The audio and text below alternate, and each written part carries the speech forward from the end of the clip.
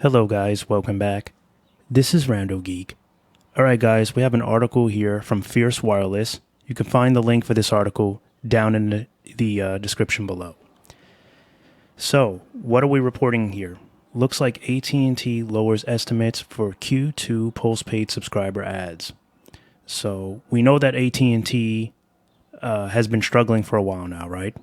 So, this pretty much is clarifying that they're going to see some more drop in earnings, less than what they anticipated for the quarter. So let's go ahead and jump into the article, and then we'll discuss some of this. So, speaking at a Bank of America analyst event this morning, AT&T's chief financial officer Pascal Desroches said that AT&T expects its postpaid phone net adds in the second quarter to be about 100,000 less than the ads the company reported in its first quarter. In quarter 1, 2023, AT&T reported 424,000 postpaid phone net adds, but Desroches said in quarter 2 that number will be closer to the low 300,000s. Right? He said that there are a couple of factors causing postpaid phone net adds to drop. One is that AT&T walked away from a government contract that it determined wasn't sufficiently profitable, and that contract included 75,000 postpaid phones. Presumably, one of the other big wireless carriers picked up on that contract and will reflect those phones in its Q2 earnings. Desroches also said that AT&T has seen slightly elevated churn during this quarter due to new pricing constructs from its competitors, which would be T-Mobile and Verizon at this point. Although that churn is beginning to fade back to previous levels, spinning the news in its most favorable light, Desroches said that the third and fourth quarters of the year are typically higher because of holiday sales. And he said average revenue per user is still attractive and growing. AT&T reported postpaid phone revenue per user of 55.05 in the first quarter. Desroches said, "What's important to me is when I look at our overall wireless service revenue, that is expected to grow 4+%.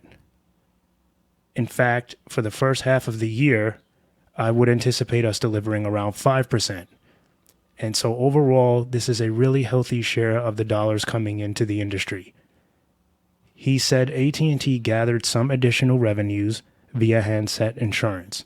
The team has done a really nice job of deeper penetration of handset insurance, and that is part of the equation in improving our ARPU. So apparently the free cash flow after its quarter 1 earnings call, AT&T stock dropped significantly because Wall Street was stunned that the company produced only $1 billion free cash flow in the quarter, when it had forecast $16 billion for the year. AT&T CEO John Stankey has since said that he thought management was communicating its free cash flow cadence clearly, but apparently it was not, given the strong reaction from investors. Today, Desroches said the $1 billion we produce in quarter 1 was in line with our expectation. He said it reflected peak payments for capital investments the company made for devices from last year's holiday season. And it also reflected the annual incentive compensation paid to executives. He says that in Q1, they were going to be the lowest, and it would gradually improve from there. So moving forward, the company won't have to pay incentive compensation for the rest of the year, and it expects lower device payments both sequentially and year over year. He said capital investment should also moderate some. He made a statement to say that what you should see is free cash flow for Q2 in the $3.5 billion to $4 billion range. We expect to continue acceleration as we make our way through the balance of the year. He said the company has confidence it will reach the $16 billion free cash flow it predicted for the full year. Bank of America analyst David Barden did not ask Desroches this morning about cost cutting, but last week, Bloomberg reported that AT&T is mandating that 60,000 managers return to work in person in one of 9 of the company's offices. Despite many employees living far away from any of those locations, we reported that here, Some of the workers that Bloomberg spoke to suggested that the return to office policy is a thinly disguised tactic to lay off workers and save billions in costs. So that's pretty much where we stand with this. You guys can read the article on your own. The link will be down below. But merely we're seeing this going on for quite some time now. AT&T has been struggling, in many ways, okay? There's just no other way to put it. I definitely believe that, one of the reasons they want to have people return to office is, yes, they do want the layoffs. They want to save money on employees that they just don't need at this point. Business is not thriving the way it was. So you see that they're closing retail locations, right, that aren't like necessarily bringing any profit. So that's one way they're going to save money.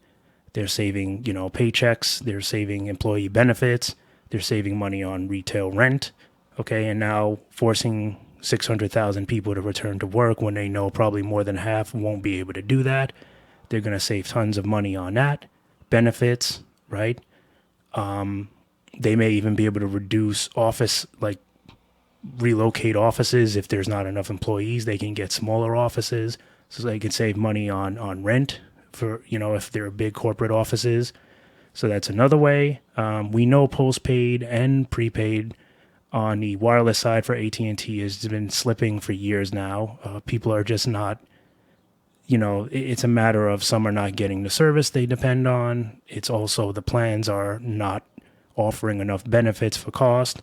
So we have that issue. And they go on to even say that, the competition now making adjustments to their plans have hurt them. I mean, they're saying it's evening out now because a lot of people are not happy with the other plans either. The My Plan, the Go 5G plans, they're not really that good. They are slightly cheaper than what AT&T is offering currently. So I think that a plan reevaluation is definitely in the works. Sources are saying that there's probably stuff going on behind the scenes. So I'm sure we'll expect to see a change from them at some point. They're the only ones that haven't adjusted anything recently or for quite some time. So we should be seeing something coming hopefully soon, and hopefully something interesting. So, we know AT&T fiber is pretty much what's keeping them, afloat right now. It's the only reason they're not drowning. And they're going to be reinvesting quite a bit of money to try to pump fiber out because this is their cash flow right now. This is where they're getting the bulk of their money since wireless is slowing. So, and we've read articles about that, how they're going to be pretty much focusing on fiber for the time being until they can bounce back on the wireless side. They're all doing it. T-Mobile is not necessarily suffering on the wireless side right now, but they're still getting their hands in the fixed wireless access, and they're also working on getting fiber out. So they're also moving advancedly into the internet field, okay? Because that's just where it's at now. So a lot of interesting things going on with the wireless side these days. So I really hope that AT&T can get it together because they are taking a massive hit. I mean, their profits are far from good compared to what their debt balance sheet is. So they're definitely going to need some kind of assistance here. Now, there's been talk about AT&T, DirecTV merging with Dish Wireless. It's not really happening yet, but there's been more discussions of it. That could be something that helps both AT&T and Dish. I think it will definitely help Dish, but it can also be beneficial to AT&T because they'll get all those Dish customers, and then they can try to sell fiber to them too, bundle it up.